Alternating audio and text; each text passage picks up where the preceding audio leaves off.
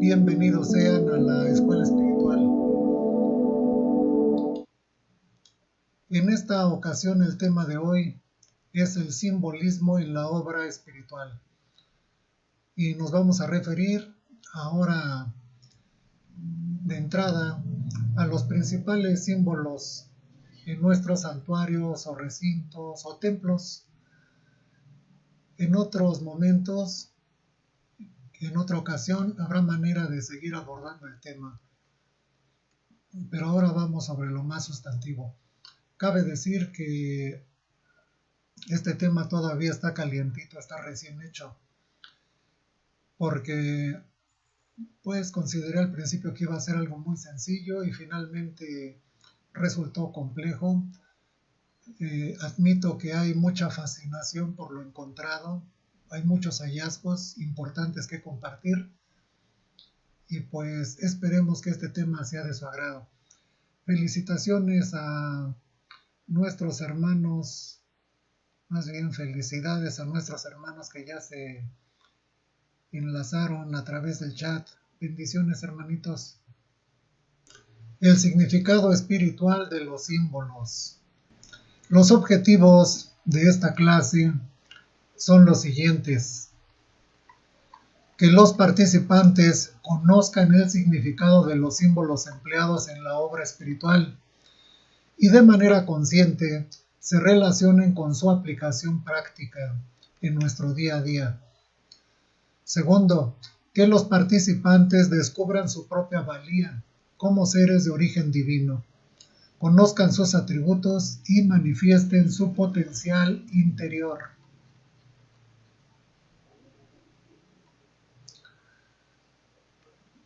Bueno, el alcance en los objetivos es muy grande. Pareciera ser que no tiene nada que ver con esto que estamos abordando, que serían simplemente definiciones, pero vamos a empezar. Vamos a hablar brevemente como antecedente de lo que es el espíritu. Y para ello voy a dar lectura a una serie de párrafos escogidos de la palabra. El espíritu es chispa de luz, semilla de amor y germen de vida. Tiene sentidos superiores, por medio de los cuales puede sentir, ver y comprender lo elevado, para alcanzar su perfeccionamiento.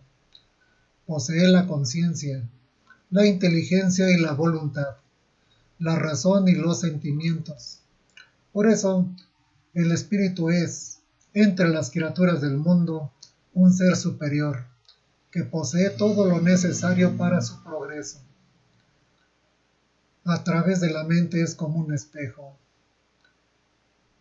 que refleja la razón divina, la luz y el poder de mi divinidad. Cuanto más elevado es el espíritu y más evolucionada la mente, tendrá que reflejar mayores revelaciones. El amor, la verdad y la sabiduría corresponden al espíritu, porque éste fue creado para amar y conocer a su Padre. Sois parte de él y estáis revestidos de su gracia. Fuisteis puros en el principio y así debéis retornar al Creador. Yo soy como un sol y vosotros como un reflejo de él. Os formé pequeños para que crecieseis mediante el desarrollo de vuestros dones. La formación de todos ha sido la misma, por lo que sois hermanos en este y los demás mundos. Todos habéis sido ungidos y lleváis mi bendición. No solo sois mentes que hoy piensan y mañana desaparecen. No solo sois cuerpos que hoy palpitan y mañana dejan de existir. Para mí, sois espíritus eternos. Las potencias, sentidos y virtudes que poseéis hablan de la esencia superior a la que pertenecéis. y son un testimonio viviente de la perfección divina. Solo a la materia corresponde desintegrarse, después de cumplir su misión, pero el espíritu que estuvo en aquel ser, la luz de su inteligencia, la razón, la voluntad y los sentimientos no mueren, porque todo ello forma parte del espíritu inmortal. Si por un momento pudieseis contemplaros interiormente, quedaréis asombrados de saber quiénes sois, y sentirías un profundo respeto hacia vosotros. Mas si no podéis ver al espíritu, tened fe en él por sus manifestaciones, y así no seguirá siendo ya vuestra materia prisión ni obstáculo para su elevación. Esta fue una cita contextual del Compendio de Enseñanzas Divinas desde la Nube, basado en el libro de la vida verdadera, Compendio de Cátedras. Hermanos, hoy nos vamos a acercar un poco más al conocimiento de nosotros mismos.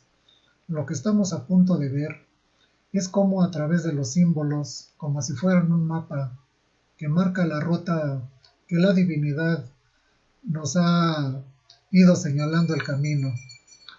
Todo esto siempre sin menoscabo de nuestro libre albedrío.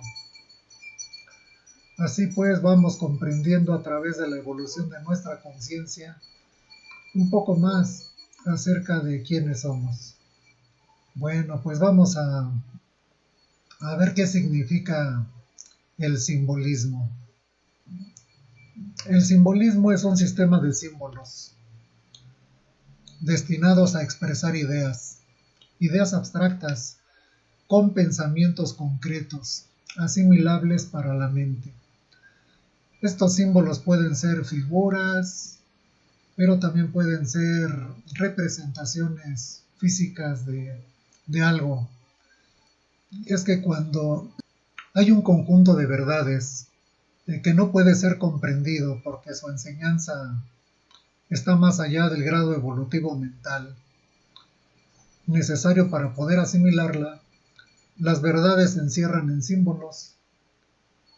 Estos símbolos se van renovando de acuerdo a las etapas por los que vamos pasando como seres humanos, de manera que vamos dando una diferente interpretación a los símbolos conforme vamos evolucionando en conciencia. Por ejemplo, hasta hace unos cuantos siglos, la Tierra era considerada plana, y así era representada y aceptada por todos. Pero ahora estamos en otro paradigma o modelo. Ahora hemos aceptado que la Tierra es esférica. Y con lo espiritual pasa algo similar. Aceptamos las cosas porque todos así las consideran, las contemplan, pero después vienen descubrimientos, cambios y hay una transformación en nuestra forma de mirar la vida, de sentirla, en este caso de sentir la obra. Entonces, en esta sesión vamos a ver inicialmente el significado del símbolo del ojo visor, la escala de perfección y el árbol. Bien, pues vamos a comenzar con el significado del ojo avisor o ojo visor, que también lo reconocemos de esta forma.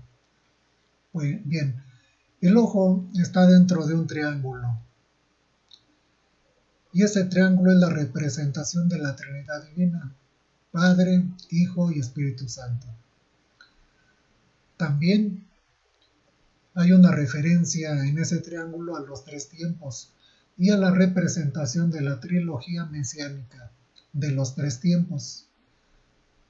En el primer tiempo Moisés, en el segundo Jesús y en el tercer tiempo Elías. Bien, tengamos presente esto, los tres tiempos de la humanidad. Es algo muy importante que comprender. Recordemos inicialmente que el primer tiempo corresponde a Moisés y que fue el tiempo de los profetas. El segundo, el tiempo de las enseñanzas del divino verbo, del divino maestro Jesús. Y este tercero que consideramos de la era de la luz corresponde a Elías, que sería en representación del Espíritu Santo, esta era de la luz. Bien, también vamos a referirnos a lo que es el ojo, que es la representación gráfica de la pupila del Padre Eterno. Del tercer ojo, que todo lo ve, o pupila divina. También nos vamos a referir a los 7 rayos del ojo frontal y que representan los 7 sellos o las 7 iglesias. También representan la escala de perfeccionamiento en la evolución espiritual. Básicamente ahí es donde vamos a enfocar nuestra atención. Y pues vamos a describir en qué consiste los 3 tiempos. Podemos decir que todo en la creación, es decir, en la vida, en el universo, todo se rige de acuerdo a una ley, no hay nada arbitrario. Y hay ciclos en la creación de la vida.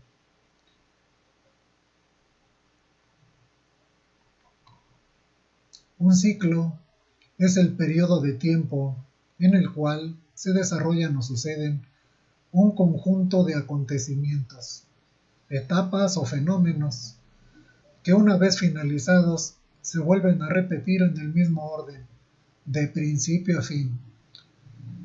La palabra ciclo deriva del latín y significa círculo o rueda, porque siempre se está repitiendo. Bien, como ejemplo tenemos el día y la noche. El día es un ciclo, el día completo de 24 horas. Iniciamos, vamos a decir, a las 0 horas y vamos a terminar una vez que completamos las 24, pues en esas 0 horas. A lo largo del día vamos a tener día y noche. Termina la noche para dar de nueva cuenta inicio al día. Y así estamos llevando a cabo el cumplimiento de un ciclo. Bueno, esto es importante porque la vida en el planeta Tierra responde precisamente a ese ciclo. En nuestro caso, como seres humanos, tenemos un día donde estamos en vigilia, actividad, nuestra labor, y uno de noche que viene a ser de descanso, de reparación. Y tenemos que respetar los ciclos porque en dado caso que hiciéramos caso omiso, por ejemplo, del descanso reparador del sueño, pues podemos tener consecuencias graves. Ya no estaremos actuando de acuerdo al orden natural. Así la naturaleza, así la vegetación, así los animales. También se mueven, viven en relación a ese ciclo de día y de noche. También tenemos el ciclo anual.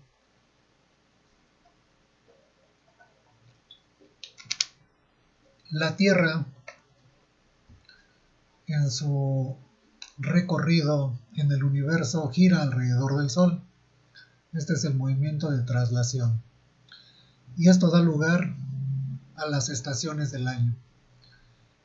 También es importante este ciclo del año porque tenemos diferentes situaciones para la vida.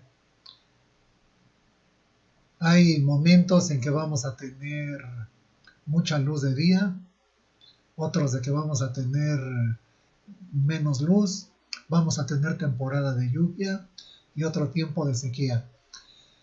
Y esto también es para la vida el momento en el que las especies vegetales y animales eligen para su reproducción.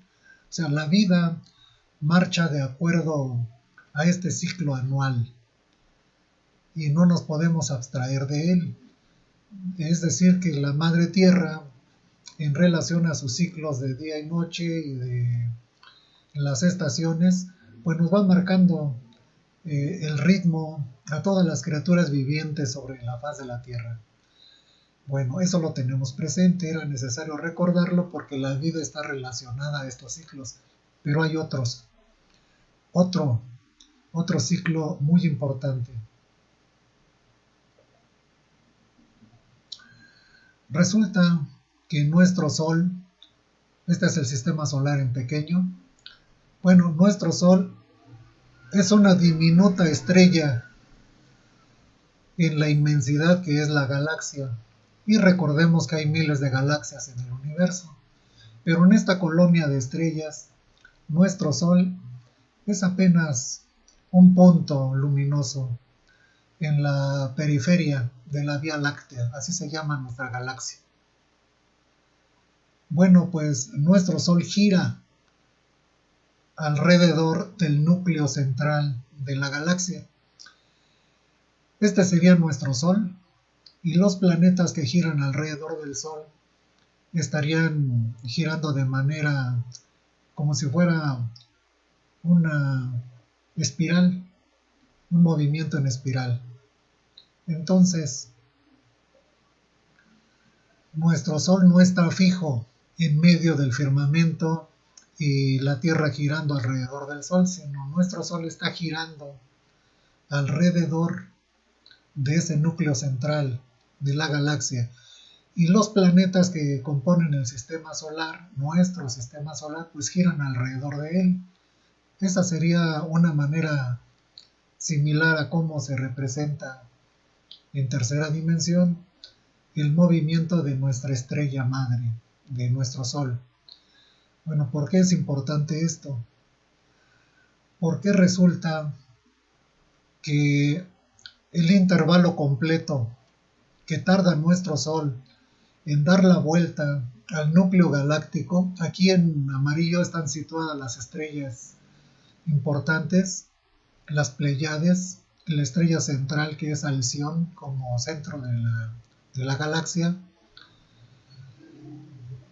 en un ciclo que tarda aproximadamente 25.625 años, el Sol da la vuelta completa. Y lo que estamos presenciando es la entrada a una era de luz. A ver, ¿cómo está eso de una era de luz? ¿Y cómo está esto de que aquí tenemos periodos muy grandes de oscuridad? Por decir algo, hay intervalos donde la radiación de la estrella central a nuestro sistema solar es muy lejana. Y esos periodos son muy largos, 10.800 años, para después tener como un año nuevo o una primavera galáctica en la que estamos favorecidos, más iluminados por la emisión de radiación del núcleo de la galaxia, y entonces da lugar a una era de la luz de 2160 años.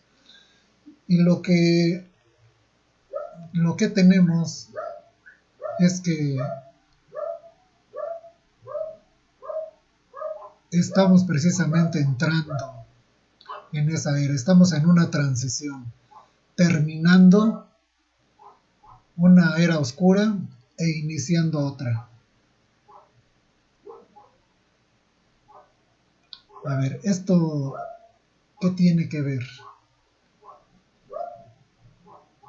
Pues sabemos, hermanos, que en nuestra obra, el 1 de septiembre de 1866, inició la comunicación espiritual.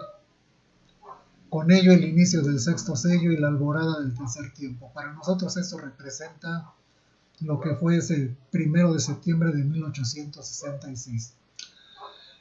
Resulta que en otra corriente del pensamiento histórico, el año 2012, concretamente 21 de diciembre de 2012, marca el fin de un ciclo importante en el calendario maya, la cuenta larga. Ese ciclo está compuesto de 13 periodos, de 144.000 días cada uno. Bueno, hay que recordar que los mayas fueron la cultura originaria que dominó el arte de la astronomía, cuyo calendario fue el más perfecto que la humanidad dio en su tiempo. Entonces ellos tenían una manera precisa de medir el tiempo y pues estamos precisamente ante el término de esa cuenta larga, de ese ciclo. no quiere decir el término del mundo, sino termina un ciclo e inicia otro. Y ese otro ciclo que inicia, vamos a decir como un año nuevo galáctico, un tiempo de luz, pues durará también otros 25.625 años. Pero esto tiene muchas implicaciones. Entre ellas, esto ya refiriéndonos al tiempo reciente, también significa que es la entrada de la era de Acuario. Astrológicamente, la fecha exacta de esta nueva era no está ubicada con precisión. Eh, Eso está a discusión. Algunos sugieren que la era de Acuario comenzó con el equinoccio de primavera, el 20 de marzo de 2021, y otros dicen que inició en diciembre del 2020. Pero bueno, lo cierto es, hermanos, que estamos ante un cambio en un periodo corto, el paso de la era de Piscis, que inició hace 2000 años, precisamente junto con el cristianismo en el tiempo del Divino Maestro. Inició la era de Piscis, ahora termina e inicia otro. De ahí que recordamos en nuestra enseñanza, ¿verdad? El segundo tiempo, tiempo del Divino Maestro, e inicia otro, el tercer tiempo. Entonces, vamos relacionando, esto es importante. Bueno,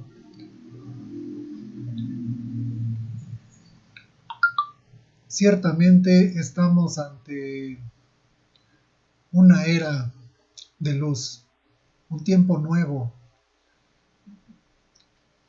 ¿Qué significa esto? Vamos a recordar un momento cuando el maestro estuvo en carne aparente en el segundo tiempo, decía: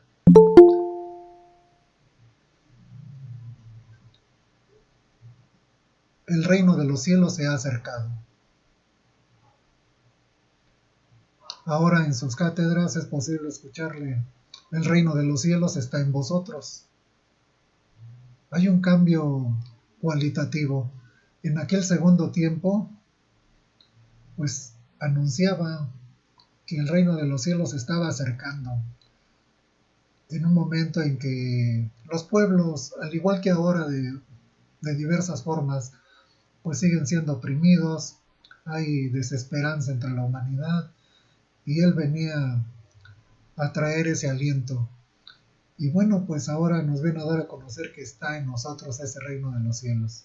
Bueno, pues esta es una era de luz, de saber, de sabiduría. Todo esto nos va a ayudar a tomar mejores decisiones. También en este tiempo, y sobre todo en este tiempo de transición, van a salir secretos a la luz. Es decir, se va a revelar la verdadera intención de las personas. Y todo esto va a transformar las estructuras de esta civilización humana. Por ello, cambiará la conciencia de la humanidad, de pues la conciencia materialista de separación que hasta ahora ha prevalecido, a una conciencia espiritual de unidad. Esto quiere decir que estamos ante el surgimiento de una humanidad nueva, intuitiva, espiritualizada, donde por intuición la comunicación espiritual, de espíritu a espíritu, va a tener lugar. Y en esta era habrá de llevar a quienes están preparados al despertar espiritual pleno, es decir, darse cuenta de la divina presencia en el interno de cada ser humano y ser capaces de darle realización, es decir, realizar el espíritu. Ya no solamente comunicarnos de espíritu a espíritu con la divinidad, sino llevar a cabo la realización de nuestra divinidad interna. Entonces, estamos ante algo inédito, nuevo, no fácil de asimilar a la primera. Y pues recordando un párrafo de la palabra, precisamente de las enseñanzas divinas, y aquí tienes el cumplimiento de cuando un mundo agoniza, y en sus estertores estremece y sacude la tierra, para dar paso a una nueva humanidad. Por ello el llamado de amor, amor que llena e inspira, justicia, fraternidad y paz. Bueno, esta es la aspiración hacia una humanidad espiritualizada y esa es la misión. Esa es la misión del Espíritu sobre la faz de la tierra. Ni más ni menos. Bueno, pues hasta ahí nuestro repaso sobre lo que es el primero, segundo y tercer tiempo, los tiempos. Ahora, sobre el ojo visor. Ya no concentrándonos en que se trata del ojo visor de Dios fuera de nosotros, sino a imagen y semejanza de Dios así somos, y cómo esa pupila espiritual también está en el ser humano. Entonces, en diferentes épocas y partes del mundo, la humanidad pues ha reconocido y ha aprovechado esa pupila espiritual. Entonces, ¿cómo identificarla? ¿Dónde encontrarla? Pues la pupila espiritual es la glándula pineal. Se puede asemejar a una antena receptora y emisora de radio. Y cuando nos conectamos con frecuencias elevadas, cuando elevamos el pensamiento, accedemos a experiencias místicas o espirituales. Dentro de nosotros, en el centro del cerebro, tenemos una pequeña glándula del tamaño de un grano de arroz, como una pequeña piña o piñón. Esa es la glándula pineal, lo que se ha reconocido a través de los tiempos como el tercer ojo. Bueno, pues resulta que la pineal es una glándula del sistema endocrino, o sea, de nuestro sistema de glándulas. Las glándulas segregan la química del cuerpo, las hormonas. Esta glándula es sensible al entorno, principalmente a las vibraciones altas o bajas. De diferente naturaleza estas vibraciones electromagnéticas, incluso podemos percibir la vibra de las personas, etc. Bueno, todo esto puede afectar de forma sensitiva a las personas y así influir en el estado de ánimo. Biológicamente, su función principal es la síntesis y secreción de melatonina. Y la melatonina, esta hormona, está relacionada con múltiples funciones, como la sincronización circadiana, de regulación del sueño, la termorregulación corporal, tiene acción sobre el sistema inmune, acciones metabólicas, tiene un efecto protector digestivo y se sabe que su incorrecto funcionamiento está relacionado con desórdenes psiquiátricos, depresión y enfermedades degenerativas, debido a la relación de la melatonina con los estados de ánimo y su posible contribución a los estados depresivos. La función circadiana contribuye al patrón horario de sueño, decíamos. Esta característica permite al organismo predecir cambios en el ambiente geofísico, asociado con el día y la noche, y prepararse para ellos, así como de las estaciones del año. Es decir, nuestro reloj biológico está asociado a los ciclos de la Tierra, de día y noche para la actividad y el descanso, pero también de las estaciones del año, de las distintas épocas del año. Por la parte espiritual, esta glándula pineal es capaz de conectar la parte física con el alma de la persona y el mundo espiritual que vivimos, por lo que también es conocida como glándula de la espiritualidad, el tercer ojo, el ojo de Horus.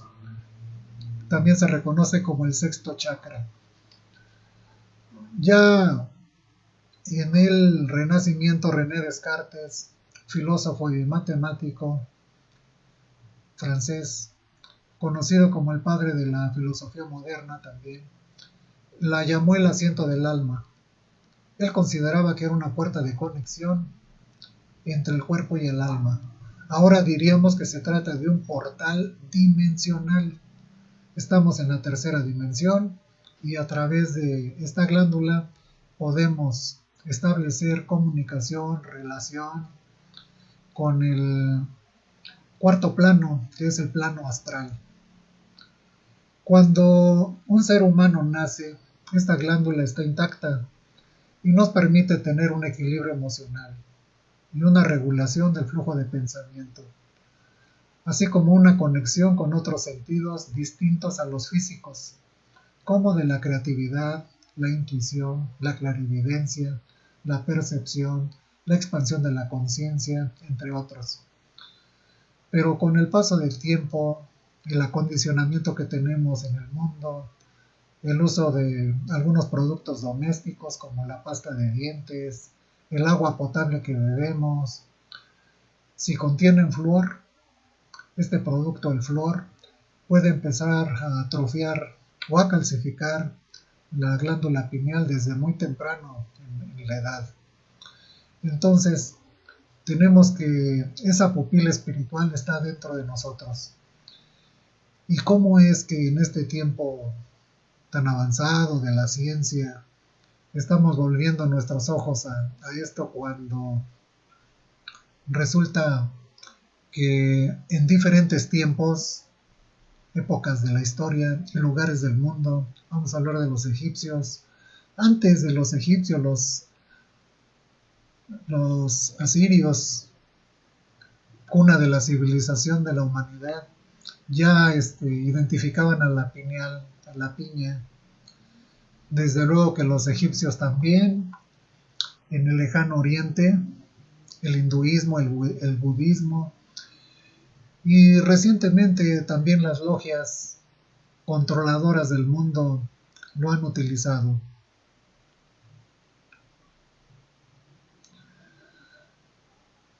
Una denominación por la que se conoce ese tercer ojo es como el ojo de Horus.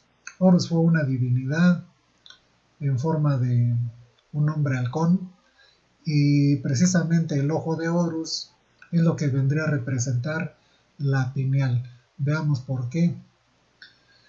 Si se hace un corte transversal en el cerebro humano, pues vamos a encontrar ahí justo en el cerebro la pineal.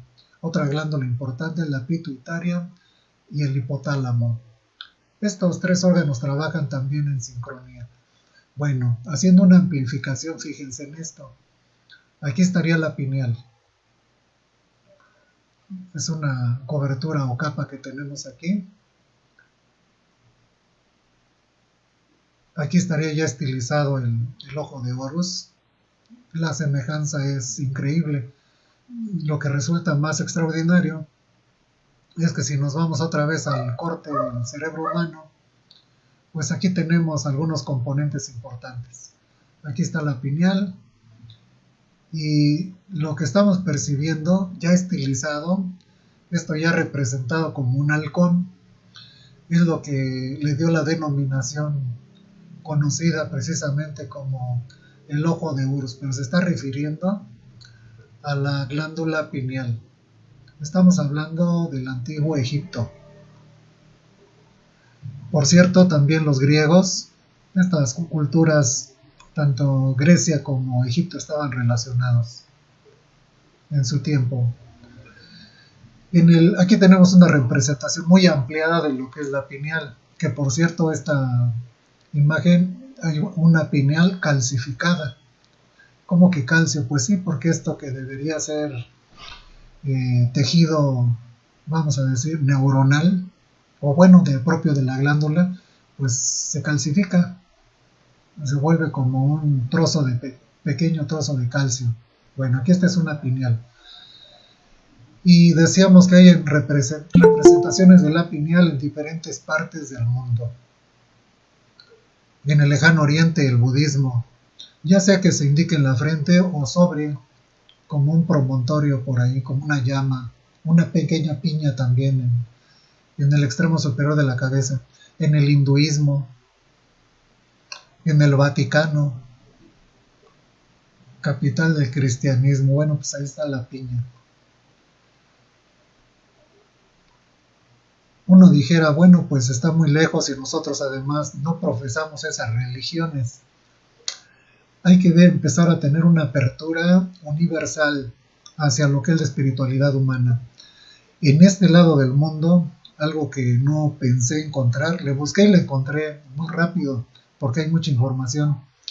La cultura maya, el mundo maya, que abarcaba toda la región sureste de México hasta Centroamérica, por ahí de los estados de Tabasco, Campeche, Chiapas, la península y Centroamérica, pues ahí floreció la cultura maya. Bueno, pues ahí tenemos estas representaciones donde se identifica la cultura, perdón, la pineal. Y no es unas cuantas, ahí es generalizado. Hay mucha información al respecto de su representación y uso o aplicación, vamos a llamarlo. Ahorita vemos eso de lo que es la aplicación de la pineal. Aquí también tenemos a la izquierda estatuillas de cerámica que representan la pineal. Y tenemos un hallazgo importante. Esta que está al centro es olmeca. Y recordemos que la cultura olmeca es la cultura madre. Antes del periodo clásico, antes de nuestra era, floreció la cultura maya en la zona del oriente de México, costas de Veracruz, Tabasco y parte central del país. Bueno, pues también ahí hay una representación de la pineal. En la cultura azteca se da en menor grado, pero también aquí tenemos un cráneo cubierto de turquesas y también la representación de la pineal. Y bueno, esto en relación a nuestros antepasados aquí en esta parte del mundo. No estamos hablando del lejano oriente, ni de la India, ni de China. Estamos hablando de México y de nuestra gente. Pero no es el único lugar. También resulta que en la punta sur del continente, en la Patagonia, también hay algunos vestigios. Este cráneo es de una región de la Patagonia. El de la derecha es una máscara maya que también hace referencia a la glándula pineal. Decía que lo interesante de todo esto, de la glándula pineal, pues es lo que representa para nosotros los seres humanos. Y si esto se conocía en el pasado, pues obviamente se le dio uso, se le dio aplicación. Resulta que pues la tradición chamánica en México, es decir, de los curanderos, de los brujos, así se les llamaba, pues despectivamente después de la conquista, pero eran los sacerdotes de aquel tiempo, las gentes de poder, de sabiduría. Bueno, pues el chamanismo en México, elegidos del conocimiento universal. Pues resulta que nuestros antepasados utilizaban las facultades o atributos de la pineal para hacer sus viajes y para curar. La conquista vino a barrer prácticamente este conocimiento y práctica espiritual. Esta práctica pues fue demonizada, fue perseguida y pues casi se extinguió, pero se conservó entre los indígenas y el pueblo marginado de México. No la pudieron erradicar, continuó. De tal manera que, aunque no hay representación de muchos pueblos en sus cerámicas o arquitectura, pintura, lo que sí quedó como muestra, como manifiesto, pues precisamente la tradición de los pueblos. Por ejemplo, los pieles rojas del norte, los viajes astrales. Fueron unos maestros los pieles rojas en ese arte de desprenderse, hacer el desdoblamiento y viajar al mundo astral, a ese plano astral. Prácticamente no nada más en un solo pueblo, que pudiera ser los Sioux o los Cherokees o los Cheyennes. Fue algo muy generalizado que se dio entre diferentes pueblos, pieles rojas. También hay que recordar que la curación se practicaba entre nuestros pueblos. Destacada participación en tiempo contemporáneo fue la de María Sabina, que fue una indígena mazateca del estado de Oaxaca, también curandera, muy recordada, ya fallecida. Y otro, don Juan Matus, que también fue un hombre de sabiduría en el estado de Sonora, fue yaqui, y por sus contactos con Carlos Castaneda, un arqueólogo, pues mucho de su sabiduría fue compartida en los libros de Carlos Castaneda. Bueno, esas son referencias. Nos interesa esto. Por ese ascendente, donde se le da una aplicación a ese tercer ojo, a esa glándula que nos sirve para conectar con lo espiritual, Damián Oviedo Suárez, que fue la primera portavoz de la divinidad, le debemos precisamente la incorporación de lo que fue la comunicación espiritual, a la irradiación de la palabra divina y después a la curación a través del mundo espiritual de luz. Bien, todos sabemos que fue un 1 de septiembre de 1866 cuando Roque Rojas recibió por vez primera la irradiación de Elías. Lo que poco se conoce es que fue Damián Oviedo Suárez la primera portavoz de la divinidad, del Divino Maestro. Esto pasó un 11 de mayo de 1884. Y por su mediación el mundo espiritual de luz comenzó a entregar curación a partir de 1887. Entonces, fíjense nada más cómo se fue configurando el espiritualismo trinitario mariano. No surge de un día a otro. Hay una transición con Roque Rojas, un rompimiento con el catolicismo, el surgimiento de una iglesia nueva y después una incorporación de lo propio, de lo nacional, vamos a decir, de esa práctica espiritual y curativa propia de nuestros pueblos a través de Damián Oviedo. Y en esa enseñanza es que empiezan a surgir los términos de obra, árbol, perla mexicana, progreso espiritual, etc.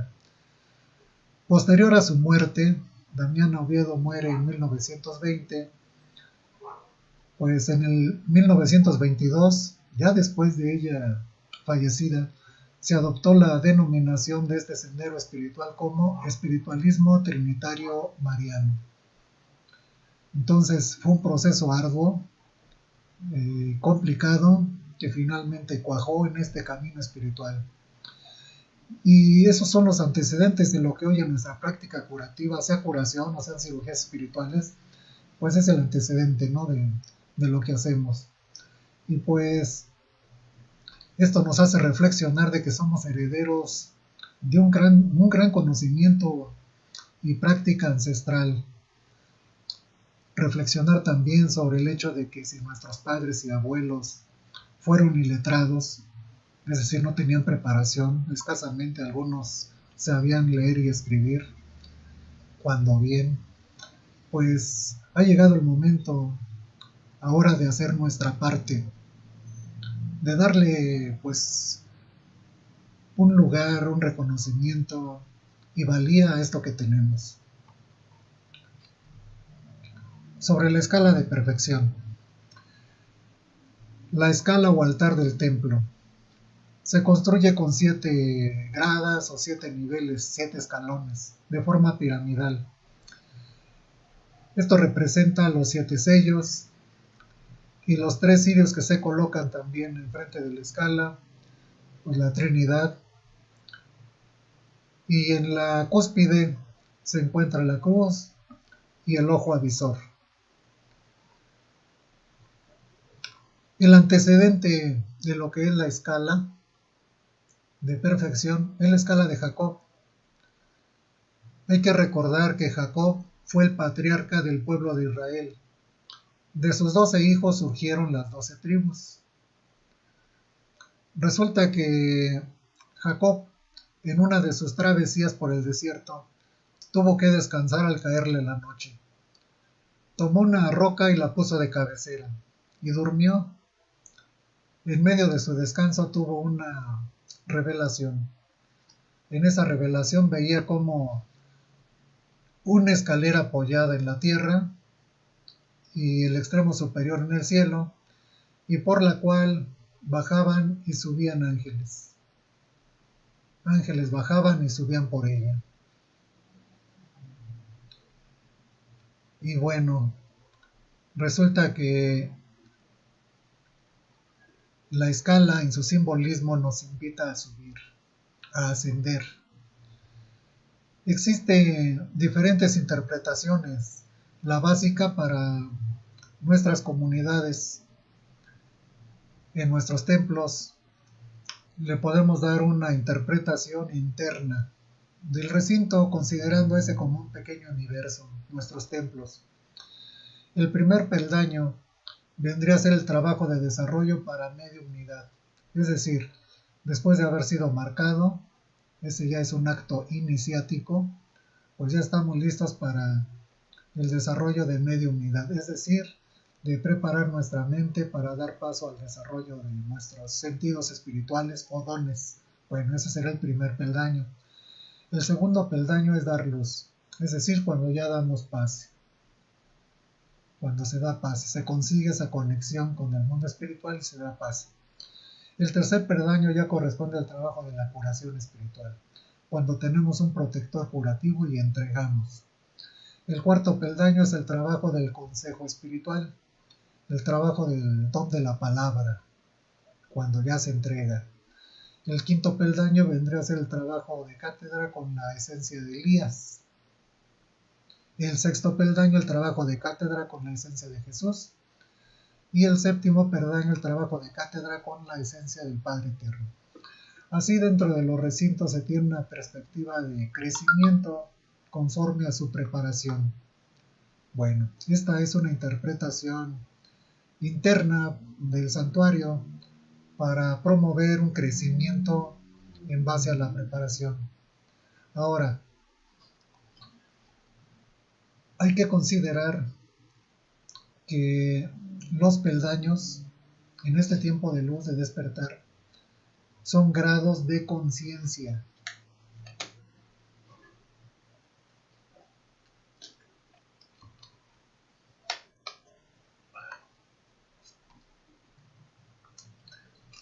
Estamos en un momento en el que se habla de crecimiento, de despertar espiritual, y la evolución de conciencia tiene que ver con ese darnos cuenta de quiénes somos.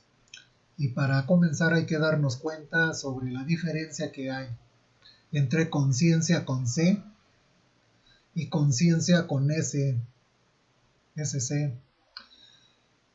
La conciencia sin S es el conocimiento moral de lo que está bien y lo que está mal, en base al conocimiento de nosotros mismos y de nuestra capacidad para actuar en nuestro entorno.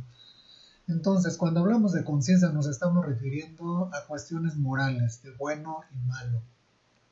Pero cuando hablamos de conciencia, la conciencia es la capacidad del ser humano para percibir la realidad y reconocerse en ella. Este es un conocimiento de sí mismos y una noción de la esencia imperecedera. Es decir, cuando ya somos capaces de reconocer que en nosotros hay algo trascendente, que sea que lo sentimos, que lo manifestemos o que solo tengamos una noción, ya como una certeza. Esto en el campo de lo intuitivo. Bueno, pues ya ahí se está abriendo la conciencia. Y es la conciencia precisamente de lo que estamos hablando, de esos grados o niveles de despertar, que es paulatina. Miren, hay algunas escalas para medir o representar ese ascenso de conciencia. Aquí tenemos un mapa que corresponde al doctor David Ramón Hawkins, un psiquiatra norteamericano también ya fallecido, pero dejó una obra muy vasta. Él calibró de alguna manera lo que aquí se indica como creencias, pero relacionado esto a las emociones y al proceso humano de, vamos a decir, de espiritual o de despertar. Todo esto asociado a una visión de Dios, a una visión de la vida, a un atractor que impulsa, pues, o detiene el deseo de vivir, ¿verdad? Que motiva la vida, el motivo de la existencia. Bueno, pues él encuentra, asignándole un puntaje que calibró con un procedimiento. Ese procedimiento él le llama, él es el que se utiliza regularmente en radiestesia, el péndulo. Bueno, pues en la parte baja, emocionalmente, identifica la humillación como una emoción muy básica, muy de la materia, donde por esa humillación el proceso que se percibe de la vida es como de eliminación, el atractor de la vergüenza, pues, que no impulsa la vida, ¿verdad? Y una visión de vida miserable, una visión de Dios como desentendido o desobligado de su creación, apático, desidioso, vamos a decir. Y entonces, desde ese punto de vista, se sufre porque no se encuentra ni alivio en lo espiritual ni en lo divino. La vida se siente miserable, hay vergüenza, y entonces él lo identifica como el extremo inferior.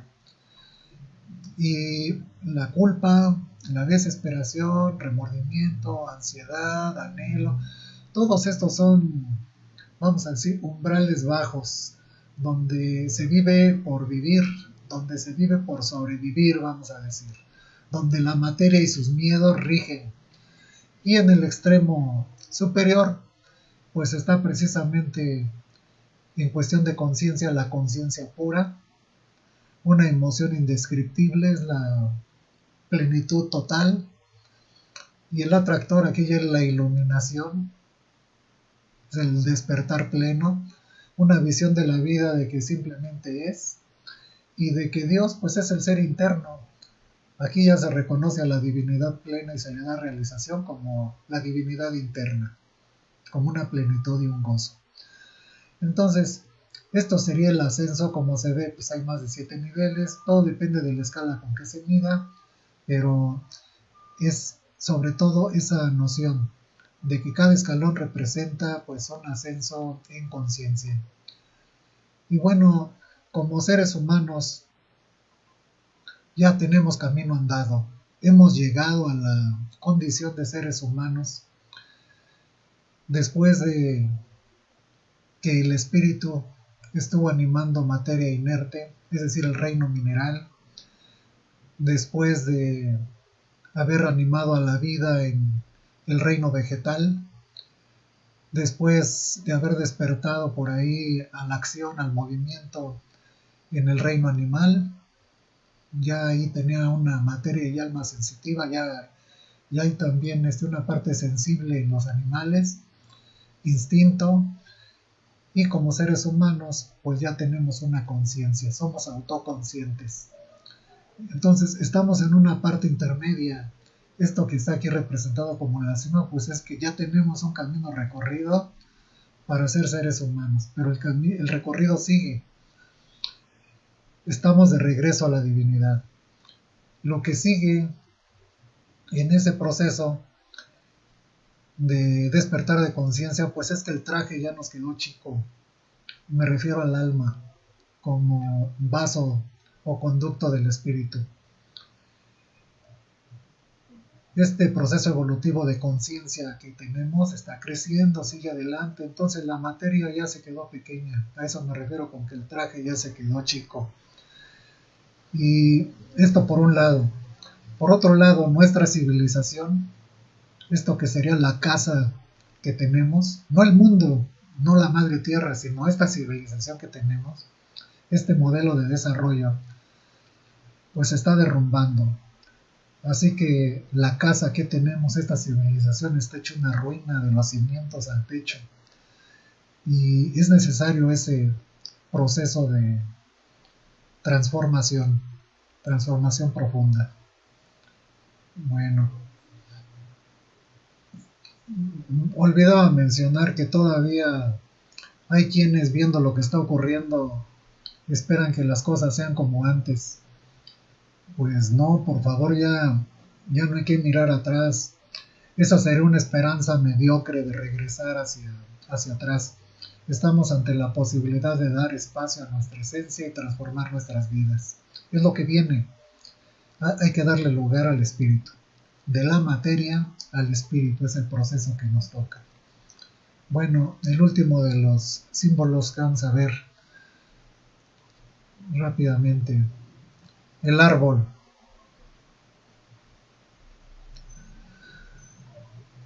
Representa al templo, al recinto o santuario como espacio y a la comunidad que lo integra.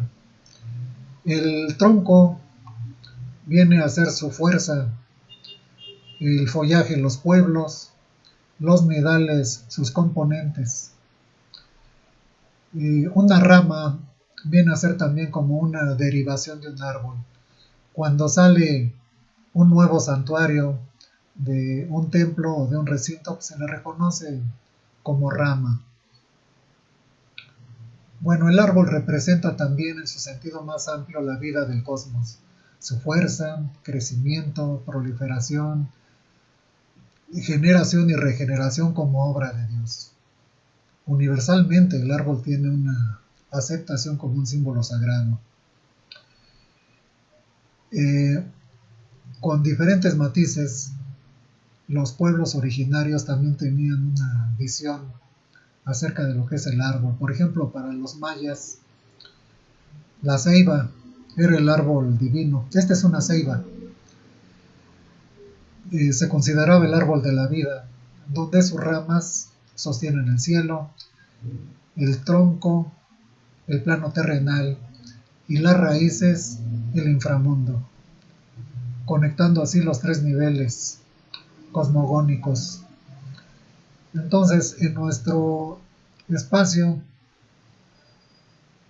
de aprendizaje, donde nos encontramos en un servicio, en un aprendizaje, en un encuentro con nosotros mismos también, ahí aprendemos a utilizar y a desarrollar nuestras facultades espirituales, pues a todo ese conjunto, tanto el santuario como su componencia y todo lo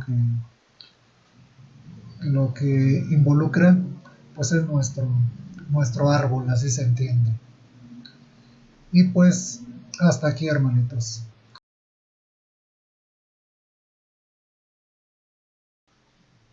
En esta ocasión retomamos el tema del simbolismo y en esta segunda parte vamos a hablar sobre el significado espiritual del simbolismo que utilizamos para algunos significados dentro de la obra espiritual. Y por lo tanto, tengamos una ampliación del horizonte de lo que es la espiritualidad. Para esta ocasión vamos a hablar sobre el significado espiritual de lo que es la vestidura de gracia. Posteriormente hablaremos sobre el templo. Y también, por último, nos vamos a referir al reino de los cielos. El objetivo de esta sesión es fundamentalmente acercarnos al significado de estos términos que utilizamos en nuestros santuarios, encontrándole un significado espiritual y una aplicación en nuestra vida, que nos permita lo anterior tener un conocimiento de nosotros mismos y de cómo utilizarlo en el propósito de nuestro progreso espiritual. Y diríamos también, como vamos a ver, en nuestra vida diaria. Pues vamos a iniciar con el primer concepto, que es la vestidura de gracia. Antes vamos a recordar, hermanos, que el simbolismo se utiliza cuando un conjunto de verdades no puede ser entendido. Esto porque su enseñanza está más allá del grado mental para poder comprender esas verdades. Entonces las verdades se encierran en símbolos y pues los símbolos se van interpretando de acuerdo a las etapas del desarrollo de nuestra conciencia.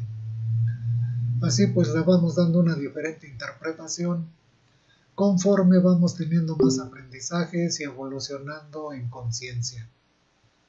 A propósito de la enseñanza y lo que es la vestidura de gracia, pues voy a compartirles unos párrafos breves de la enseñanza divina, tomados del compendio de enseñanzas desde la nube. Os asombráis de la inmensidad del mar, de las dimensiones de vuestro planeta y de todo el universo, pero considerad que sois más que todas esas maravillas, porque poseéis un espíritu que puede transportarse en un instante más allá de esos límites, y que, cuando se encuentre purificado y habite en el reino del Padre, le serán mostradas todas las moradas. Nadie como el hombre podrá representar mejor mi espíritu. Su mente es un reflejo de la razón divina. Su corazón es la fuente donde guardo el amor. En su conciencia está mi luz. Sois como piedras preciosas que en este tiempo brillarán para hacer la luz del mundo. Por ello, salid de vuestro estancamiento. Vuestra misión es renovaros constantemente. Nunca se detendrá en la eternidad vuestro desarrollo, porque estáis sujetos a la ley de perfeccionamiento. La vida es una constante elección, una lucha incesante, no un goce absoluto. La paz está en la perfección espiritual. Y el universo no tiene otra misión que la de enseñar. Penetrad en la luz eterna de la aurora, para que no volváis a vivir en la oscuridad. A semejanza de la vida, a semejanza de la noche es la vida del espíritu materializado. Semejante a la aurora es la existencia de aquel que busca lo perfecto. Todos al brotar de mí fuisteis dotados de una vestidura limpia y pura. ¿Quién ha logrado conservar intacta esa gracia hasta su retorno? ¿Quién ha salido victorioso de todos los combates y tentaciones? Muy pocos. La mayoría viste andrajos, y muchos están desnudos. Procurad ataviaros con la vestidura blanca en la virtud, aunque vuestra materia la vistáis modestamente. Solo con la práctica de mis enseñanzas podréis conservar limpia esa vestidura hecha de luz. Es tan delicada que hasta una mirada que refleje maldad hacia vuestros hermanos puede imprimir en ella una mancha. Ya podéis comprender que si cometéis faltas mayores, no serán solo manchas las que le dejéis, sino jirones los que le arranquéis. Ahora he venido a vestiros nuevamente, derramando mi luz sobre todos como un inmenso manto. Por esa luz, el mundo os reconocerá. Bien, hermanos, a propósito de la vestidura de gracia y de lo que realmente somos, es necesario reconocer que de generación en generación por el acondicionamiento del mundo, es decir, la formación que hemos tenido en la educación en nuestras casas, la formación en las escuelas, la instrucción religiosa, pues hemos creído que somos seres limitados, mortales en todos los sentidos, seres separados de la vida, separados de Dios, pecadores por naturaleza, y así pues hemos creado nuestra vida con esa visión. Pero es tiempo de que por las experiencias de nuestra propia vida, por las enseñanzas de este tiempo de luz, pues vayámonos abriendo a una nueva visión y a una valoración de nosotros mismos. En este sentido es que vamos a ver a continuación pues un tema, una enseñanza fascinante que tiene que ver con lo que realmente somos. Seres de luz, seres infinitos y eternos, por el Espíritu, que es la esencia de nuestra vida. Hemos hablado, y por lo menos a nivel conceptual, tenemos ya la noción de que, aparte de que somos un cuerpo, tenemos un alma y un espíritu, y que todo ello nos integra. O sea, somos cuerpo, alma y espíritu.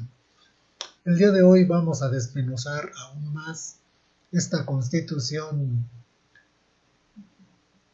de el ser humano, de esa Trinidad que esencialmente somos.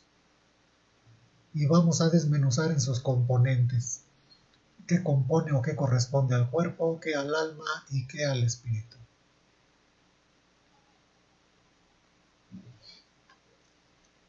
Decíamos que la vestidura de gracia, que sería como una vestimenta de luz, es lo que conocemos genéricamente como el aura humana, el aura. Y el aura es un campo energético humano. Estamos hablando ya de luz y de energía. Aunque nosotros solamente percibimos nuestro cuerpo físico, pues junto con él hay otros componentes. Y esos componentes son energéticos. En realidad el aura es el hombre mismo, es decir, el hombre completo, con todo lo que necesita para su manifestación en todos los planos de la conciencia. Por eso se dice que el ser humano es multidimensional. Bueno, pues vamos a entrar a algunos conceptos necesarios para comprender las diferentes envolturas que tiene nuestro cuerpo material. Entonces, el aura es un campo energético. Sucede que todo en el universo,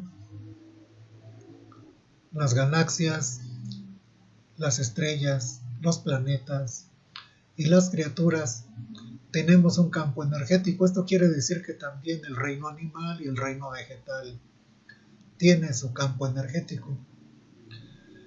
Pensemos en términos de un imán que atrae. Bueno, por lo pronto concentrémonos observando la figura de la izquierda. La figura del varón.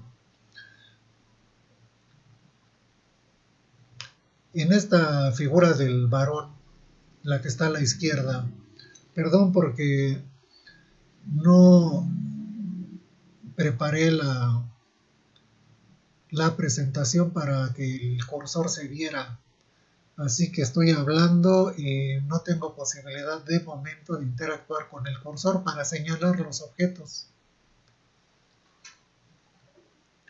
Bueno, en la figura del varón se observa como un óvalo que lo rodea, y al centro como si fuera un cono en la parte superior de la cabeza y en la parte inferior otro cono. En realidad lo que sucede es que a este óvalo de fuerza, de energía o de luz se le conoce como toroide.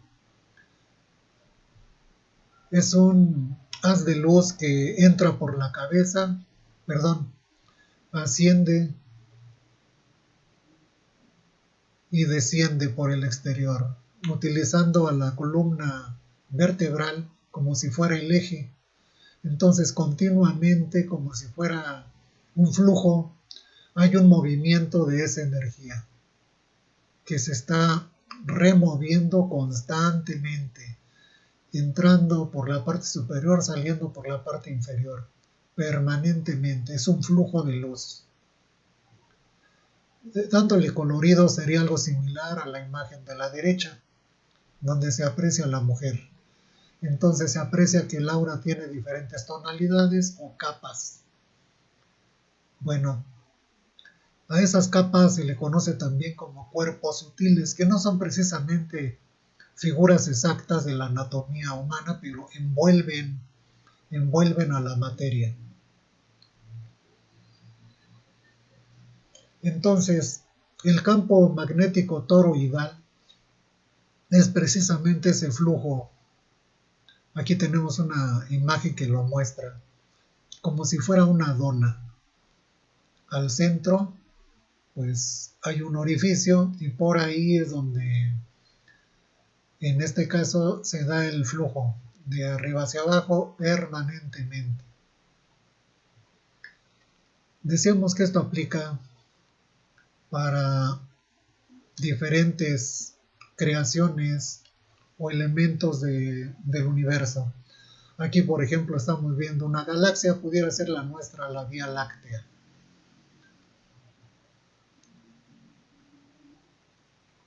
Nuestro mundo también tiene su campo magnético.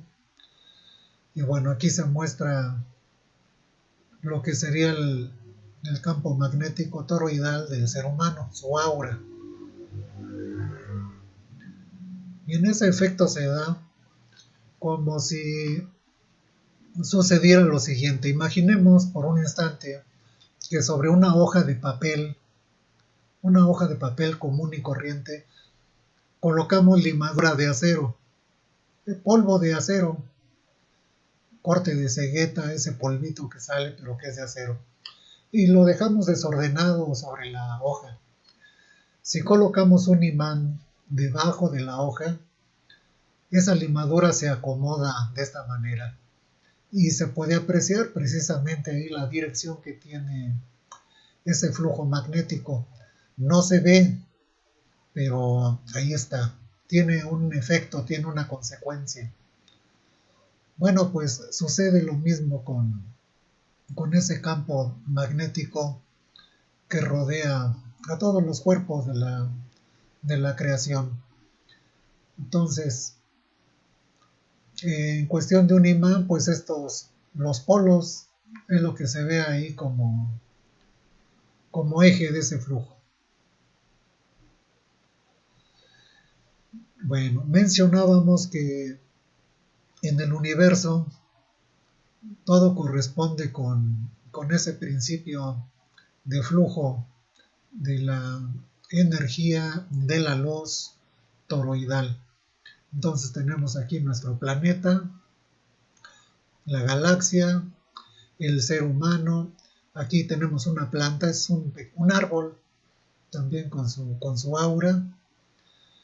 Y cosas que se pueden evidenciar de esto, pues aquí hay unas frutas, una naranja, una manzana, pero también resulta que fenómenos de la naturaleza, por ejemplo, un remolino, forma algo similar, un remolino en el aire o en el agua, algo similar es lo que estaría generando. Del lado derecho tenemos ahí las auras humanas. Bueno, esto es importante porque todo está interrelacionado. Desde luego que el aura está interrelacionado con nuestra materia. Y cuando digo materia, es con todos los órganos, tejidos y células que la componen, con todos sus sistemas.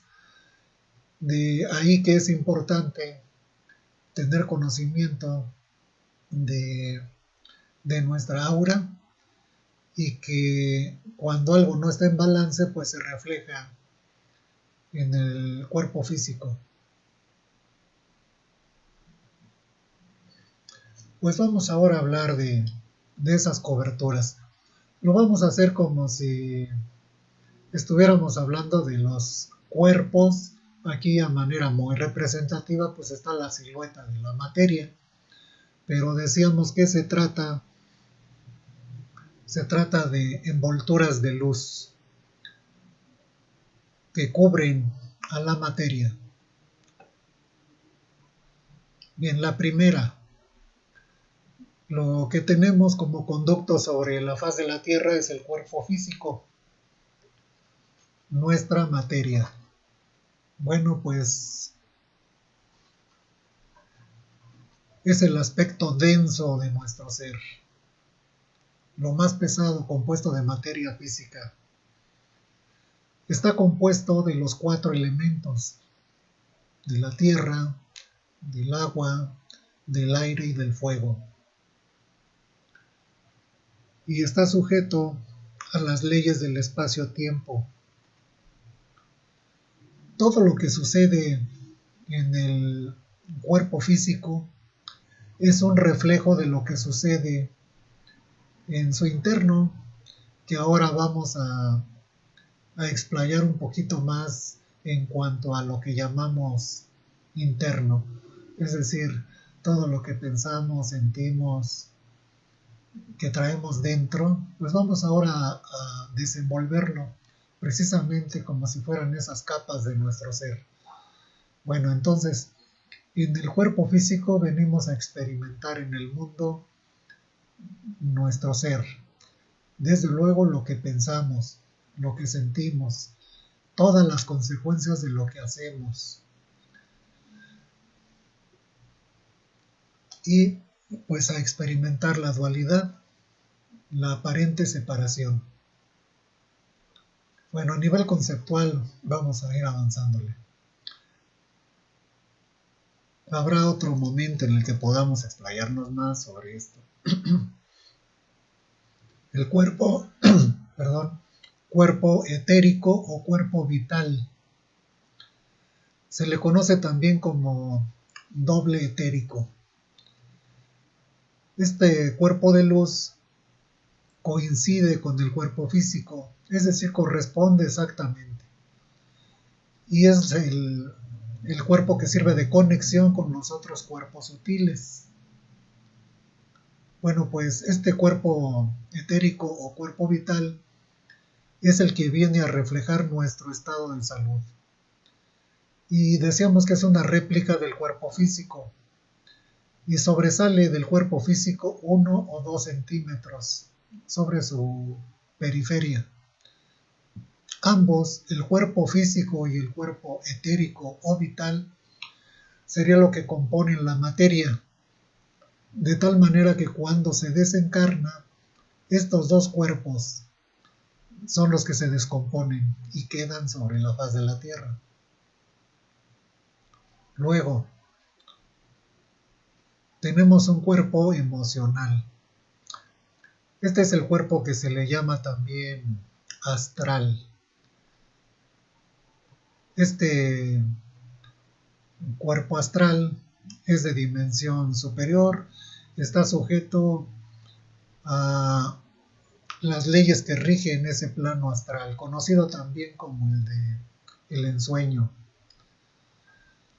Este cuerpo emocional o astral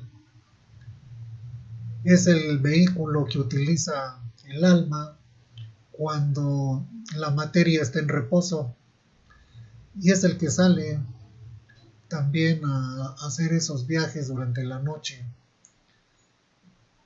Lo que se conoce como viaje astral, todavía involuntario, pero ya es un viaje astral, el salir en la noche, tener ese desdoblamiento y estar en lugares puede trascender también el tiempo, no se rige como el tiempo físico, encontrarnos con seres queridos en ese plano del astral. Bueno, en relación a las emociones, desde luego que interesa todo lo que sentimos cuando hay una interrupción en el cuerpo emocional, pues vamos a ver posteriormente sus efectos en la salud de la materia, primero en el cuerpo etérico y después en la materia, porque estaríamos interrumpiendo ese flujo de luz o de energía. Entonces, cuando se buscan las causas de una enfermedad, pues hay que atender la parte emocional. Perdón, estoy en una avenida y hay mucho ruido externo que escapa a mi control. Luego tenemos el cuerpo mental. Cuando hablamos del cuerpo mental estamos hablando ahí del discernimiento, del intelecto. Y entre otras cosas, esta aventura de la vida sobre la faz de la Tierra tiene que ver con esta experiencia del sano discernimiento. Porque también a través de lo que pensamos, de nuestros procesos de pensamiento, estamos creando nuestra realidad consciente o inconscientemente. Entonces, el cuerpo mental es la mente, en principio la mente ordinaria y otra mente superior, pero esa es la mente que nos acompaña de manera corriente en el día a día cuando estamos sobre la faz de la Tierra. Es la mente ordinaria.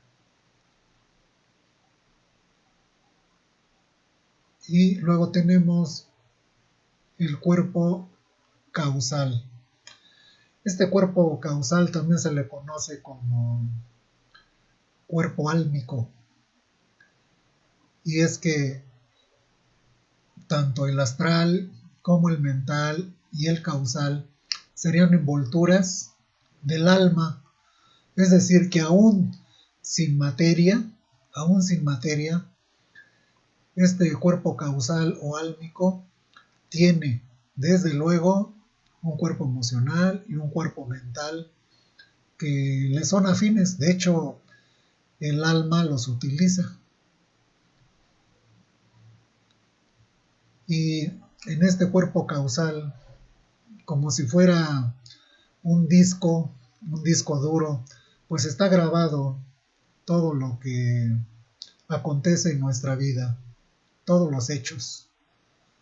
De tal manera que no es que alguien nos castigue cuando cometemos alguna falta, sino que simplemente queda grabada y esa falta tendrá que ser reparada. Estamos sujetos a la ley de la causa y el efecto.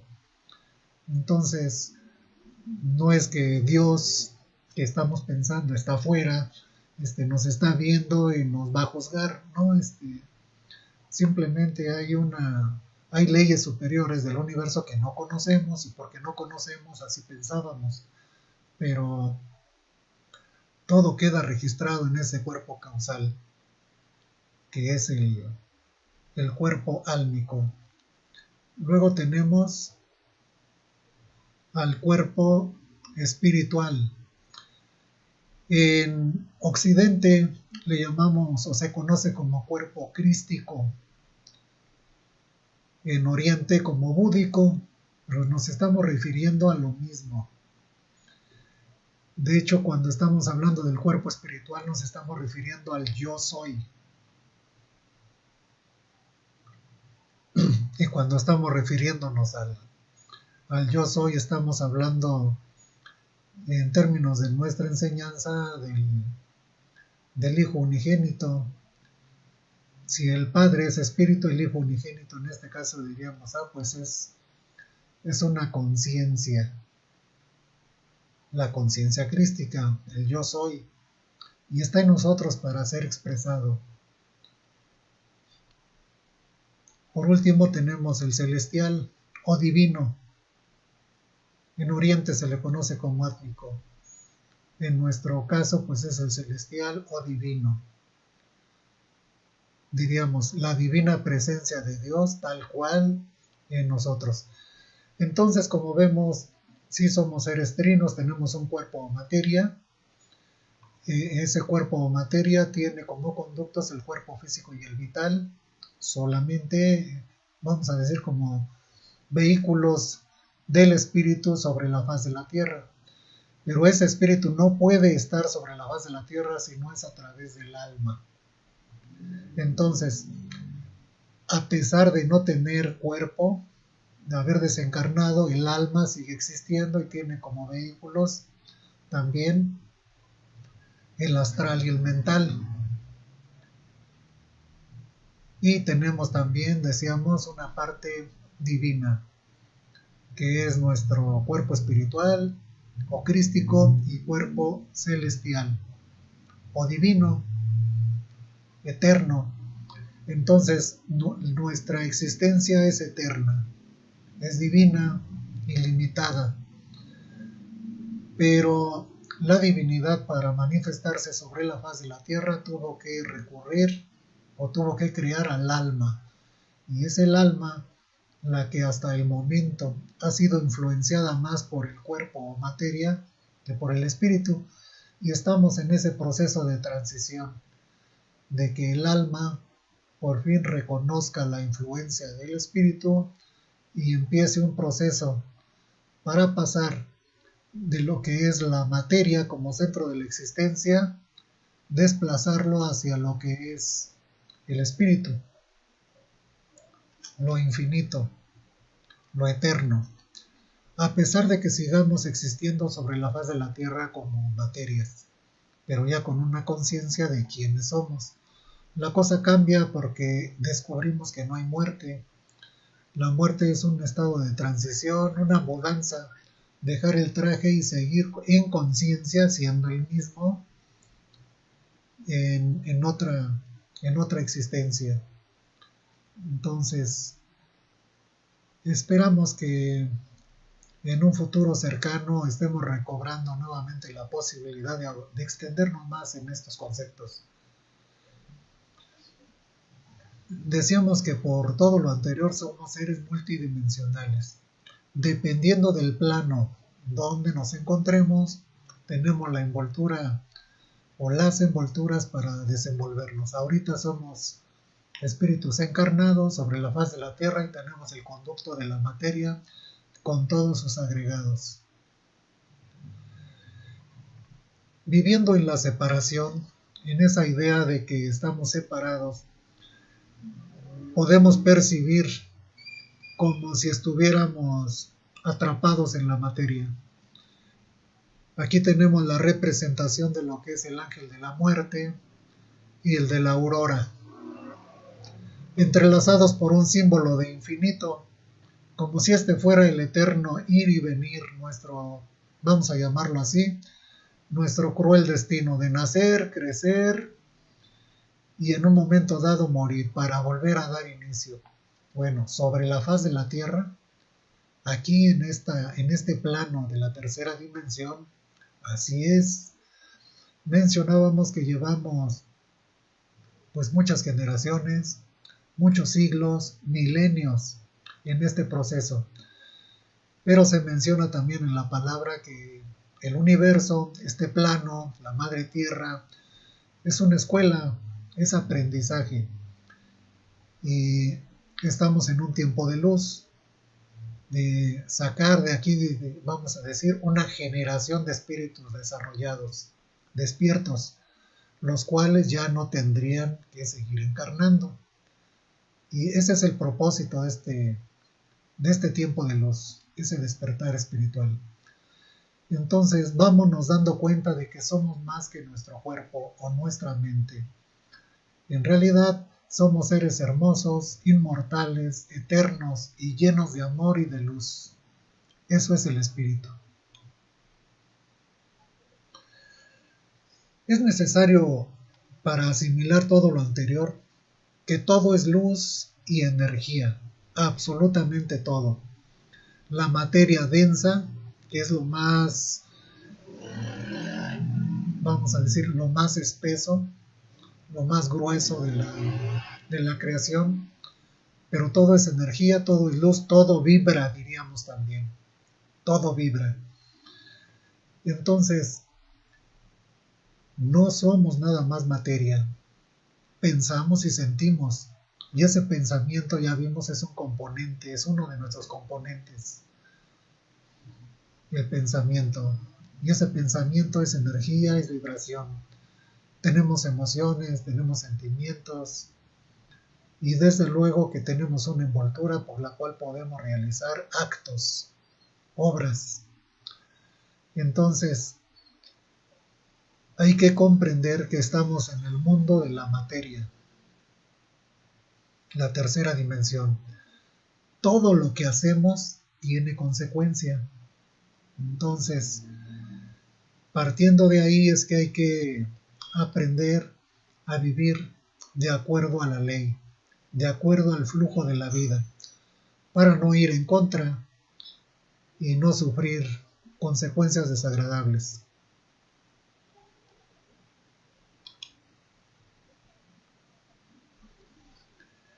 Por lo anterior, el universo te da lo que eres, ni más ni menos. Cuando empieza el proceso de despertar, ya no culpamos a la gente, a las circunstancias, a Dios, ya no nos victimizamos, porque descubrimos que así como piensas, sientes, así como sientes, vibras, y así como vibras, atraes. Estamos permanentemente creando nuestra realidad a partir de lo que pensamos, de lo que sentimos, de lo que vibramos, de lo que hacemos. Todo absolutamente, desde nuestra salud de la materia, la salud mental o la salud del alma, nuestras relaciones, nuestro trabajo, nuestra abundancia, etc. Porque como el ser humano piensa, así es su vida. Bueno, dado que somos seres divinos y eternos, somos más de lo que vemos o creemos ser. Somos seres ilimitados de luz y energía. Por eso no hay derrota total. Independientemente de en qué momento estemos viviendo nuestra existencia, de qué situación, de qué condición sea nuestra vida, hay posibilidad de resurgir a partir de lo que somos. Entonces la búsqueda ahora es interna. Hay que expresar ese espíritu que está en nosotros y que literalmente tiene el poder del universo a nuestro alcance, está en nosotros. Y bueno, para tener una breve descripción de cómo funciona esto, cuando hablamos de nuestra percepción sensorial, pues estamos hablando de cómo captamos a través de los sentidos, cómo percibimos el mundo, cómo reconocemos lo que nos rodea. Y es que a partir de lo que percibimos, pues reaccionamos. Resulta que además de los 5 sentidos de materia, pues como vamos a ver tenemos otros. Desde la dimensión física, o sea, a través del cuerpo, pues por el cuerpo tenemos movimiento, equilibrio, sueño, alimentación, salud.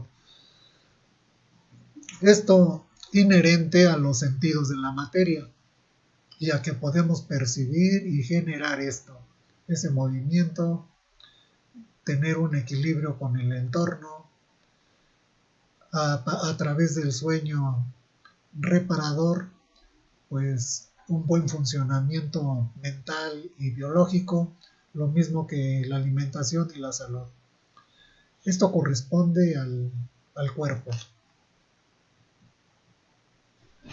Luego tenemos una dimensión emocional a través de las emociones y lo que las generan, lo que puede ser la música, los afectos, las relaciones, la naturaleza, los animales, los niños, el arte, etc. Esa parte emocional es muy importante porque, como veíamos, está directamente relacionada con nuestra salud mental, también la de la materia y del alma. Tenemos una dimensión racional, esto a propósito de nuestro cuerpo mental. Esto se da a través de tus pensamientos. Esos pensamientos que pueden ser ordinarios, pueden también ser educados a través de la lectura, del estudio, el análisis, el sano discernimiento, las reflexiones, la planeación y la extracción de conclusiones. Es decir, de la misma manera que si estamos alimentando nuestra materia para una correcta salud, cuidando lo que comemos, lo que bebemos y nuestro régimen de sueño, etc., de esa misma manera hay que alimentar nuestro cuerpo mental para que esta dimensión racional pues sea funcional, sea provechosa. Es decir, que el ocio, el no hacer nada en cuestión de intelecto, de no tener espacios de aprendizaje, de preparación, de estudio, de reflexión, pues va a dar como resultado que esa parte nuestra, que es nuestro cuerpo mental, pues esté débil. Es decir, no estamos aprovechando las circunstancias de la vida para crecer espiritualmente. Estamos hablando de espíritu, pero este es uno de sus componentes. También la dimensión espiritual. Aquí para abreviar todo lo que conlleva a nuestras envolturas superiores. Esa dimensión espiritual la podemos cultivar a través de la intuición y los sentidos y facultades espirituales. Bueno, esto tiene que ver con la conexión interna. Esto no es una búsqueda exterior, es una búsqueda interna. Y en la conexión con todo el universo. Es decir, dejar atrás la idea de que todo está separado y empezar a comprender y sentir sobre todo que todo está interrelacionado, que estamos interrelacionados con la Madre Tierra y sus elementos, con la vida, con las otras criaturas y con los otros seres humanos. Esto es algo que se siente. Y bueno, pues llegamos a ese sentir a través de las prácticas de introspección como la meditación y un sentido de vida integral. Esto tiene que ver con todo lo que pensamos, sentimos y en nuestra relación con los demás. Entonces, una vida pulcra, de honestidad, de servicio a la vida y a los demás, pues estará contribuyendo a que esa dimensión espiritual también se expanda.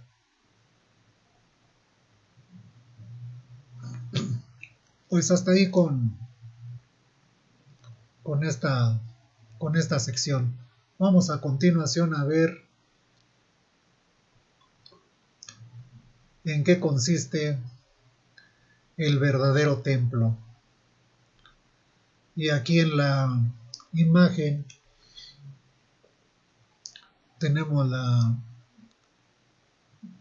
imagen primeramente al lado izquierdo de un templo material, una fraternidad, un templo espiritualista, su edificación. Y a la derecha tenemos una mujer haciendo introspección hacia su interno. Bueno, voy a leer a continuación un pequeño párrafo también del libro de la vida verdadera, que es una colección de enseñanzas divinas, de cátedras. El templo. Soy actividad inagotable, y ante ese ejemplo debéis ser incansables en el cumplimiento de vuestra labor. Comprended que el trabajo es una bendición, y que por medio de él os acercáis a mí. Os digo que no tengo un sitio determinado en el infinito, porque mi presencia está en todo lo que existe. Por ello, cuando elevéis vuestra mirada, hacedlo como algo simbólico, porque vuestro planeta gira sin cesar, y en cada momento os presenta nuevos cielos y alturas. Ese infinito del que os hablo, no lo podéis medir jamás con vuestra mente. Vuestro espíritu es mi templo, mi morada. Vuestra conciencia es la intérprete de mi voz de justicia. Eso os demuestra que no sois absolutos, sino que procedéis de un ser omnipotente, el verdadero templo. Así dice el Señor. Esto es un párrafo de la palabra de Isaías, capítulo 66, versículo 1. El cielo es mi trono, y la tierra es el estrado de mis pies. ¿Dónde pues está la casa que podráis edificarme? ¿Dónde está el lugar de mi reposo? En vuestro espíritu existe el templo. Ese templo es indestructible. No existen vendavales ni huracanes capaces de derribarlo. Es invisible e intangible a la mirada humana. Sus columnas serán el anhelo de superarse en el bien. Quiero que en vuestro altar interior arda siempre la llama de la fe, y que comprendáis que con vuestras obras estáis poniendo los cimientos, donde descansará algún día el gran santuario. Tengo a prueba y en preparación a toda la humanidad, dentro de sus diversas ideas, porque a todos les daré parte en la construcción de mi templo.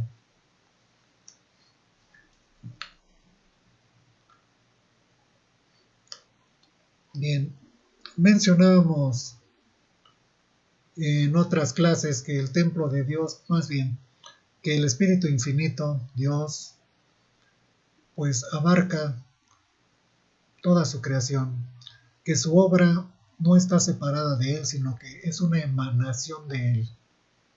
Está ahí mismo.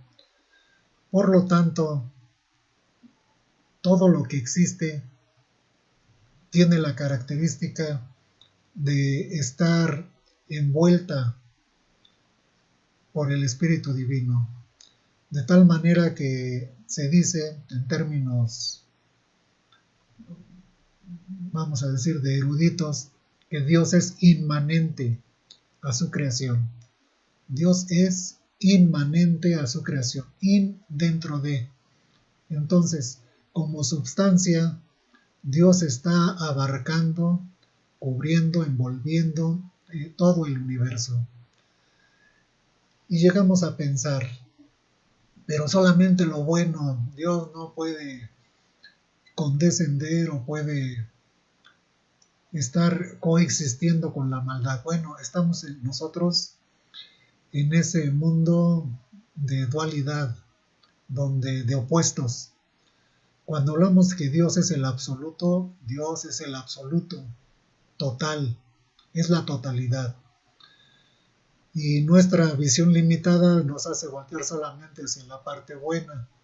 Pero si estamos aquí observando este universo, una parte de él, pensemos, una galaxia, donde por alguna circunstancia, después de agotar su vida o por colisión con otra, hubiera una destrucción, podemos pensar en catástrofe, pero la destrucción implica al mismo tiempo un renacimiento, nuevas posibilidades, nuevos mundos.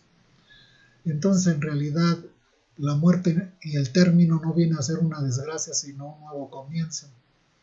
De tal manera que aún lo que llamamos mal tiene una función dentro de lo que es la creación divina. Y por la oscuridad pues reconocemos la luz y por ello pues avanzamos hacia la luz.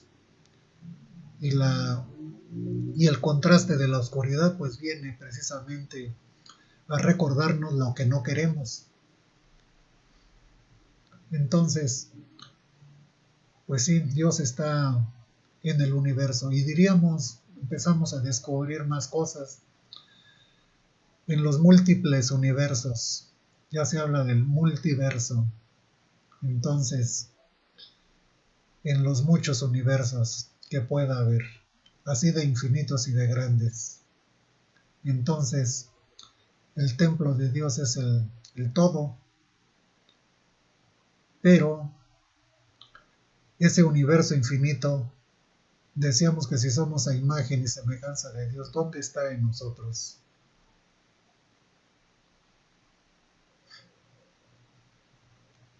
En un momento respondemos la pregunta. En tanto, preguntémonos también, bueno, si el templo de Dios es el universo, todo cuanto existe, la propia creación, y su templo está en nuestro interno, pues entonces, ¿para qué el templo material? Bueno, el templo material es un espacio de reunión, de aprendizaje y también de servicio. Además, por la formación religiosa que tuvimos, pues así se conoce el templo como un espacio destinado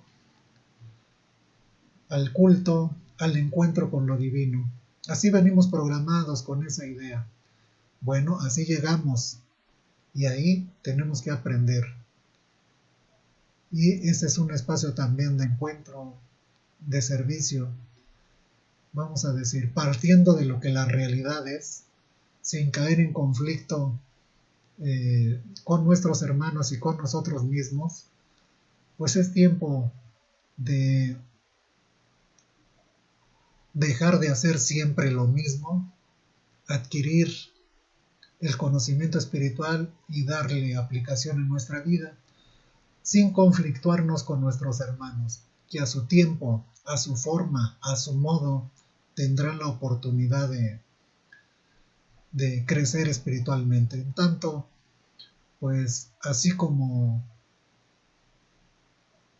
una mujer o un varón ordinarios en nuestro país, sin instrucción, pueda llegar a nuestros recintos sin conflictuarse con sus creencias, si ya de por sí traen un lío en la organización de su vida, y luego todavía les ponemos por ahí otro conflicto con sus creencias, habrá tiempo para que ellos hagan ese tránsito, y esto se da con amor y con la propia enseñanza.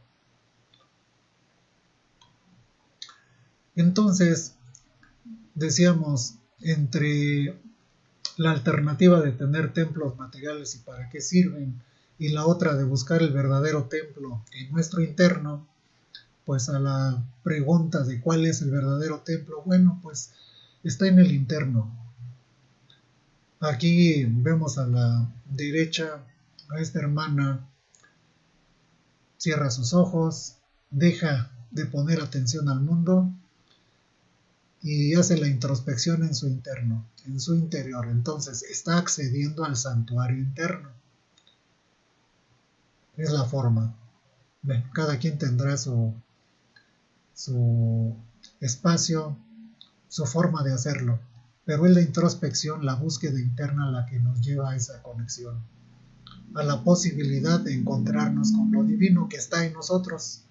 Bueno, en nosotros, alrededor y en todo el universo. Bueno, y entonces decíamos, toma sentido el templo material en el sentido de que pues antes no sabíamos y ahora un hermano que acude a nuestro recinto aprende y es capaz de identificar las cosas y entonces ya puede acceder también a su santuario interior y hacer la búsqueda ahí. Llegamos buscando también la palabra divina, el mensaje, bueno, lo escuchamos con nuestro oído, procesamos palabras también con nuestra mente, pero aquí también venimos a aprender que si Dios está dentro, pues se tiene que manifestar también dentro. Y a través de nuestra preparación, de la introspección, es posible tener ese encuentro en nuestro interno.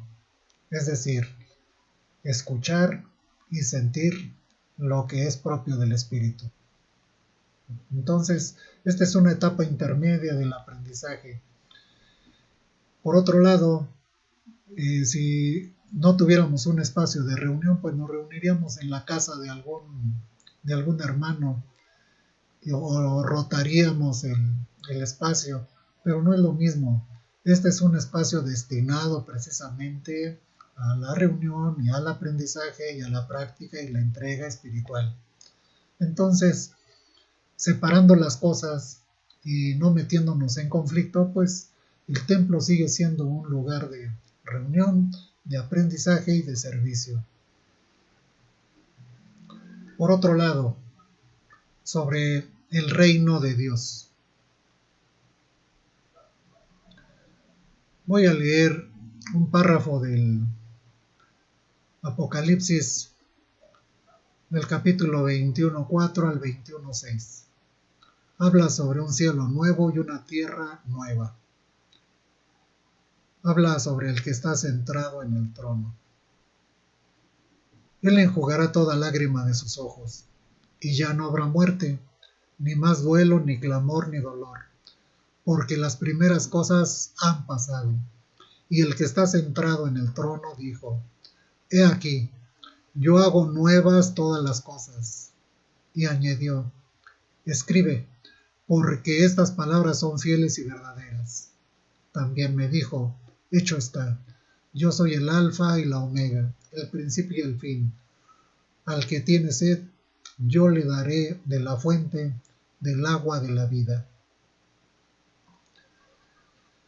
Mencionábamos al inicio que cuando una enseñanza está por encima de nuestro nivel de comprensión, pues es necesario acercarnos al simbolismo.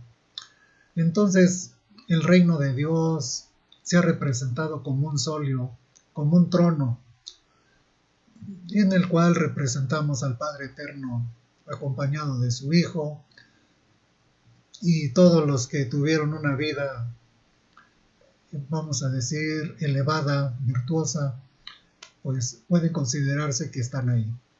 Y los que no, pues estarán en otro plano de castigo o de penitencia. Pero espiritualmente esta visión también debe ser revisada. En nosotros está el Espíritu Divino. Cuando vivimos en ese estado elevado de gracia, ya no desde la materia y sus pasiones, desde sus vicios o imperfecciones, sino desde el Espíritu, estamos en el reino de Dios. Hay que recordar las enseñanzas del Divino Maestro. Cuando estuvo en el segundo tiempo anunciaba: el reino de Dios se ha acercado.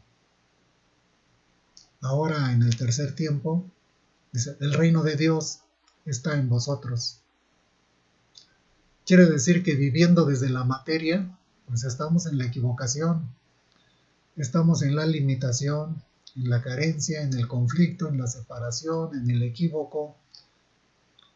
Pero una vez que superemos esa etapa, es decir, que despertemos espiritualmente, entonces estaremos en el reino de Dios. También tradicionalmente habíamos aprendido, así lo asimilamos, de que para poder acceder al cielo había que morir. Entonces cuando desencarnamos se piensa: pues si me porté bien me voy a ir al cielo, si me porté mal pues me voy a ir por ahí al infierno, al purgatorio, a la penitencia. Pero no necesitamos morir incluso para estar en el reino de Dios. Si vivimos desde el Espíritu, es decir, desde nuestra esencia de vida, desde el yo soy, ya estamos en el reino de Dios. Somos el heredero. Entonces, ¿cómo acceder?